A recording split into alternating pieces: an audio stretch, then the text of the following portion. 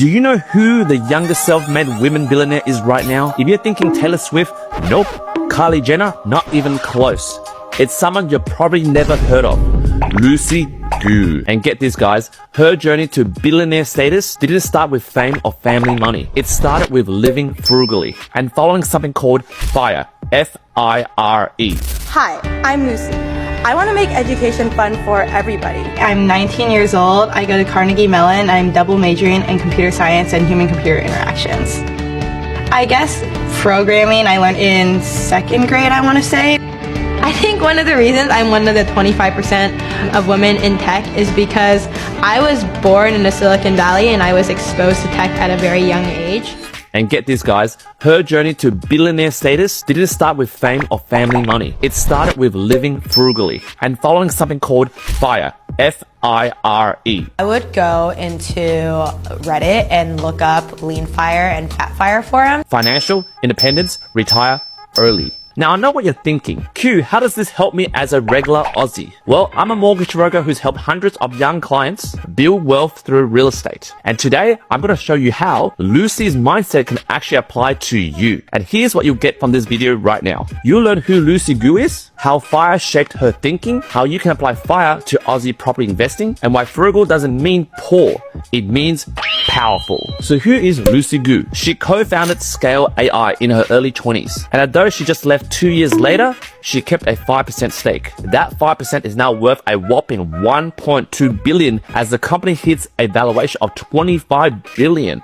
Whoa. But she didn't just stop there. She went on to co-found a VC firm, and she's now running a content creator platform called Passes. It's crazy impressive. But what really caught my attention is something she casually dropped in a Fortune interview. First 5 million on Scale Series B, I did a small secondary and then invested it pretty well, and that turned into more money. I would go into Reddit and look up lean fire and fat fire forums because it really does teach you a lot about money management and wealth. How can I extend my lifestyles as much as possible? She says she used to spend hours reading FIRE movement forums on Reddit. So what exactly is the FIRE movement and why does it matter? FIRE stands for Financial Independence, Retire Early. And it's not about being cheap.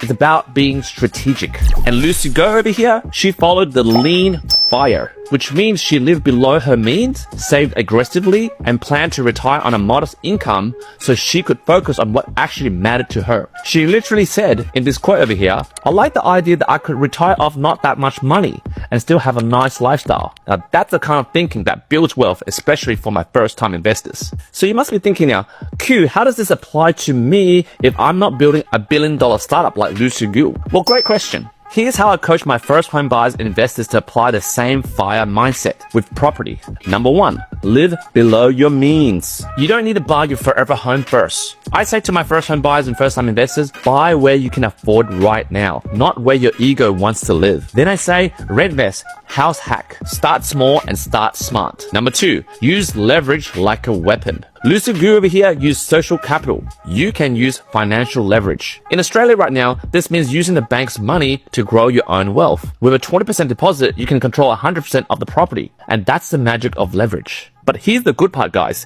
You don't even need 20%. If you're a first home buyer, you may be eligible for the first home guarantee scheme with as little as 5% deposit. Today I announced that under a Labor government, you'll be able to buy your first home with just a 5% deposit. Plan will be open to every Australian looking to buy their first home. It will be available for homes valued all the way up to the average price in every city and region. And you won't have to pay a single dollar in mortgage insurance. Our government will cover it. And no mortgage insurance, no LMI. And especially right now with Labor still in power, with Anthony Albanese still our Prime Minister, he has upgraded the first home guarantee scheme where you can apply for 95% borrowing power with 5% deposit with no income cap. Before, you have to be earning under 125k as a single applicant or under 200k as a couple. Right now, you can be earning over $300,000 and still use the 95% 5% deposit, no mortgage insurance scheme. Now that's a killer move if you're a first home buyer in that position. And you know what's even better, guys? If you stay under the property caps under different state stamp duty laws, you can also qualify for stamp duty exemptions or discounts, which means thousands of dollars saved up front. Now, right now, you have less deposit, less upfront costs, and more chances to get in the game sooner. Remember, guys, it's not just about buying a home. It's about unlocking an asset that grows while you sleep. I'm telling you folks, you don't need to wait until you've got 20% deposit saved. Leverage is what's available to you right now. Number 3, cash flow is king. Don't buy property that bleeds. Look guys, if you're earning over $150,000 a year, you actually don't need to mess around with negative gearing. That's a tax strategy for high income earners trying to offset big tax bills. If you're not in that bracket, negative gearing just means you're losing money every month while you're hoping for the value will go up later. But not financial advice. What I suggest is instead look for neutral or positive cash flow geared properties if you're earning under $150,000 a year. In that way, your portfolio can support itself, pay down the loan, and still put some money back in your pocket. I'm telling you guys, it's about building sustainable wealth and not flexing for the gram with a fancy postcode. Remember guys, cash flow gives the breathing room and the room to grow wealth. Number 4, thinking long term. Lucy made bets early. And I'm telling you guys, you can too, with the right suburbs. I'm telling you right now, don't follow the hype, follow the data. Remember to plant seeds where growth is coming.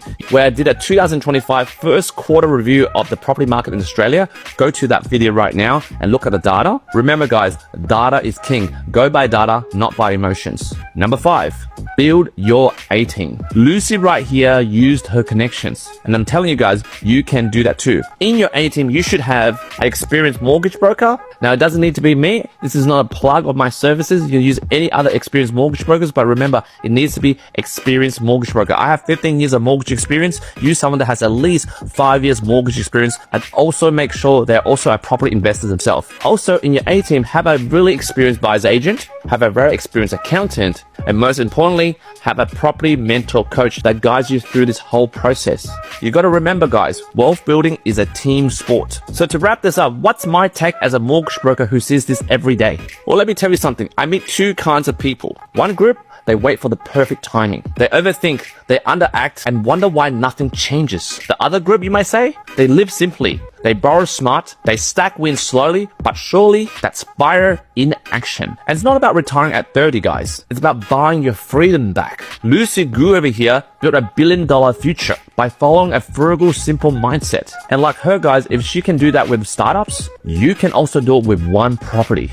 Then after that, maybe 2 or maybe 5. So you might be asking me right now, Q, what should I do right now? Well, not giving financial advice, I would suggest start small. Get your finances right, understand your borrowing power, and start stacking assets that grow while you are napping. I'm telling you guys, you don't need a fancy job. You just need a solid plan, the right team, and the guts to begin with. And if you're serious about building wealth through property, I've got 2 ways to help you. You can either book a 15-minute strategy call with me or a 60-minute deep dive strategy consult with me. And in both these sessions, I'll break down exactly how you need to make money work for you through holistic lending strategies through the banks, using the bank's money. So that's it guys. If you like this video, hit the bell notification for future videos like this, smash the subscribe button to see more videos like this, and most importantly, if you like this particular video, hit the like button right now. And until next time, I'll see you on the other side, and thank you for watching another episode of That Property Roast.